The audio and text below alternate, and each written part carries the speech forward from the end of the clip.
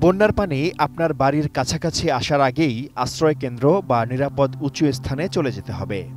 আগে থেকেই বাড়ির ভিটা, নলকূপ, টয়লেট যতদূর সম্ভব উঁচু করতে হবে। এক্ষেত্রে অতীতের বন্যার পানির উচ্চতার মাত্রা মনে রাখতে হবে।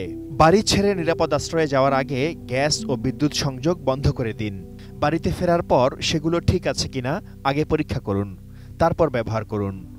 বৈদ্যুতিক লাইনের নিচ দিয়ে নৌকা বা ভেলা চালানোর ক্ষেত্রে বা চলাচলের ক্ষেত্রে খুব সতর্ক হতে হবে।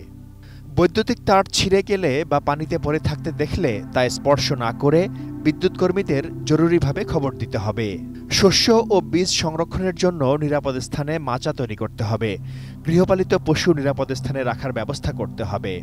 শুকনো খাবার, বিশেষ করে মুড়ি, চিড়া, গুড়, চিনি সংরক্ষণ করতে হবে। বিশুদ্ধ খাবার পানি সংরক্ষণের জন্য চৌবাচ্চার ব্যবস্থা করতে হবে। সহজে বহনযোগ্য চুলা ও রান্না করার জন্য শুকনো জ্বালানির ব্যবস্থা করতে হবে। পানিবাহিত বিভিন্ন রোগের ওষুধ এবং প্রাথমিক চিকিৎসা সরঞ্জাম সংরক্ষণ করতে হবে। বৃদ্ধ, শিশু, শারীরিক প্রতিবন্ধী ও গর্ভবতী নারীর ওপর বিশেষ নজর দিতে হবে।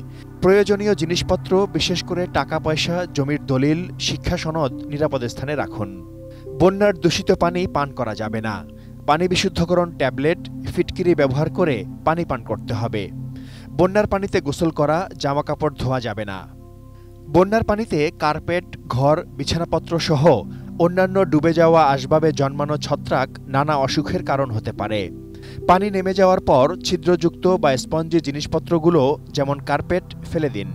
বন্যা পরবর্তী সময়ে যেসব রোগবালাই হয় তার সঠিক চিকিৎসা নিতে হবে।